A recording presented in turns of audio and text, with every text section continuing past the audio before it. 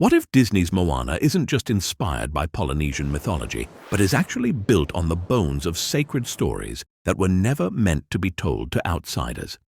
Today, we're diving into the ancient Polynesian traditions that Disney transformed into a children's adventure. Traditions involving shape-shifting gods, ritual human sacrifice, and navigation secrets so sacred they were protected by death. We're examining what happens when Hollywood takes indigenous spiritual practices and repackages them for global consumption, and why some Polynesian communities are calling this cultural appropriation disguised as a children's movie. This isn't just about cartoon accuracy. It's about the systematic erasure of indigenous knowledge systems that took thousands of years to develop. Stick around, because what Disney left out of Moana reveals a far more complex and controversial story than any animated film could contain. Disney presents wayfinding as an adventurous skill that anyone can learn with enough courage and heart. The reality preserved in Polynesian tradition is far more complex and sacred. According to research from the Polynesian Voyaging Society and documented by anthropologists at the University of Hawaii, traditional navigation was a highly restricted spiritual practice passed down through bloodlines over centuries. Master navigators, known as palu in various Polynesian languages, underwent decades of training that combined astronomical knowledge, ocean pattern recognition, and spiritual communion with sea deities.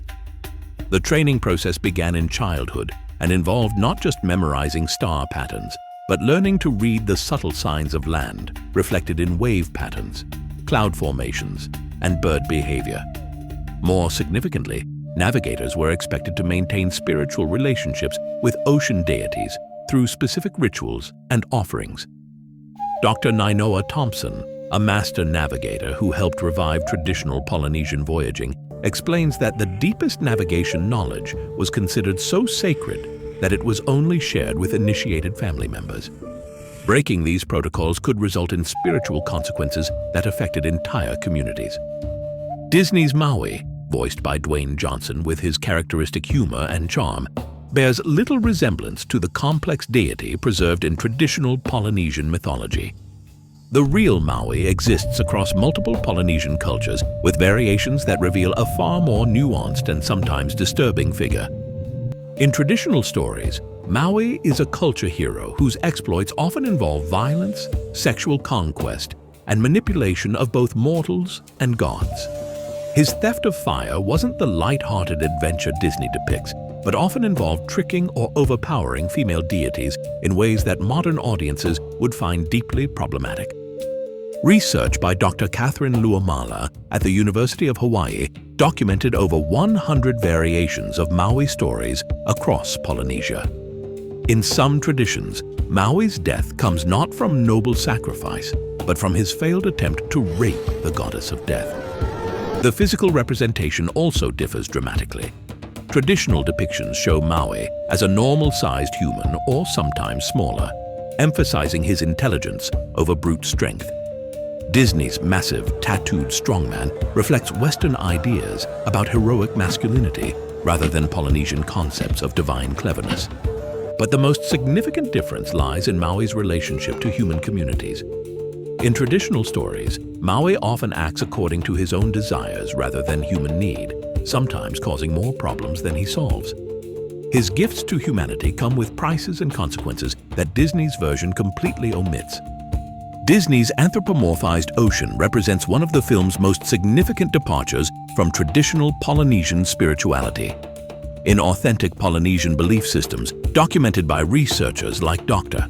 David Lewis and preserved in oral traditions, the ocean is indeed conscious, but it's far from the benevolent helper Disney presents. Traditional Polynesian ocean deities are complex entities requiring specific protocols, offerings, and respect. The ocean can be nurturing, but it can also be vengeful, demanding, and deadly. Master navigators understood that successful voyaging required maintaining proper spiritual relationships through rituals that could include food offerings, chants, and in some cases, human sacrifice. Research on Pacific Island oral traditions has documented stories of communities that failed to properly honor ocean deities, resulting in devastating tsunamis, failed harvests, and the disappearance of entire settlements. Perhaps the most problematic element of Disney's adaptation lies in the character of Te Fiti, the life-giving goddess whose heart is stolen by Maui. While Disney presents this as a simple story of environmental restoration, the underlying mythology reveals much more complex themes about feminine divine power, colonial disruption, and the consequences of stealing sacred objects. Te Fiti appears to be Disney's amalgamation of several Polynesian earth and fertility goddesses, including Pele, the Hawaiian volcano goddess, and various Mother Earth figures from across the Pacific. However, the real stories of these deities involve far more violence, sexual power, and territorial control than Disney's gentle Earth Mother suggests. Research by Dr. Martha Beckwith on Hawaiian mythology reveals that Pele, the most famous of these volcanic goddesses, is a figure of tremendous destructive power whose volcanic eruptions are expressions of divine rage. Her stories involve sexual competition, sibling rivalry, and the systematic destruction of communities that displease her. The theft of Te Fiti's heart mirrors real historical events in which colonial powers removed sacred objects from Polynesian communities, disrupting spiritual practices and traditional authority structures. Many Polynesian communities still struggle to recover sacred artifacts held in Western museums, making Disney's casual treatment of divine theft particularly sensitive. While Disney promoted Moana with extensive consultation claims and cultural advisory panels, responses from actual Polynesian communities have been far more mixed than the company's marketing suggested. Research and interviews conducted by Pacific Island scholars and activists reveal significant concerns about the film's impact on indigenous cultural preservation. Dr. Teresia Teaiwa, a Pacific Studies scholar, pointed out that Disney's version creates a standardized Polynesian culture that flattens the distinct traditions of dozens of different island communities. Each Polynesian culture has its own navigation traditions, creation stories, and relationships with ocean deities, but Disney's version presents a generic Pacific Islander mythology that serves commercial rather than educational purposes. Some community leaders have expressed concerns that Disney's version will become the dominant narrative, potentially overshadowing traditional stories passed down through generations.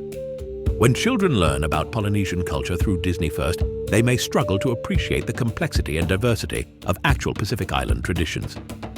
The economic impact has also been complex. While Disney's film has increased tourism interest in Pacific Islands, much of this tourism focuses on experiencing Moana's world, rather than learning about actual Polynesian cultures, creating economic benefits that may not serve indigenous communities' long-term cultural goals. The most troubling aspect of Disney's adaptation may be its transformation of sacred spiritual practices into entertainment products. Traditional Polynesian navigation, storytelling, and spiritual practices were closely guarded knowledge systems that maintained community identity and survival across vast ocean distances. According to documentation from the Polynesian Voyaging Society and interviews with traditional practitioners, many navigation techniques and spiritual practices were specifically restricted to prevent their misuse or commercialization. The idea of sharing these practices with global audiences through commercial entertainment would have been unthinkable to traditional knowledge keepers. The film's presentation of these practices as universal human heritage, available for anyone to learn and use, reflects a Western approach to indigenous knowledge that many Pacific Island scholars find deeply problematic. Disney's Moana represents a perfect case study in how Western entertainment industries approach indigenous cultures. With good intentions, extensive research, and ultimately commercial priorities that fundamentally alter the source material. The result is a film that introduces global audiences to Polynesian themes while potentially undermining the cultural authority of actual Polynesian communities. The real Polynesian traditions behind Moana involve complex spiritual relationships, restricted knowledge systems, and cultural practices that can't be easily translated into universal entertainment. These traditions developed over thousands of years of Pacific Island life, encoding survival knowledge, spiritual practices, and community values that served specific populations in specific environments. When Disney transforms these practices into a story about following your dreams and saving the world, it creates a narrative that serves Western audiences' expectations rather than Polynesian communities' cultural needs. The ocean becomes a friendly helper rather than a complex spiritual entity. Navigation becomes a personal journey rather than a sacred profession. Traditional gender roles and community obligations disappear in favor of individual heroism. The most profound loss may be the film's inability to convey the interconnectedness of traditional Polynesian life, where navigation, spirituality, community leadership, and environmental stewardship were inseparable aspects of a single cultural system. Disney succeeded in creating a beloved film that introduced millions of viewers to Polynesian themes, but at the cost of transforming sacred traditions into commercial entertainment.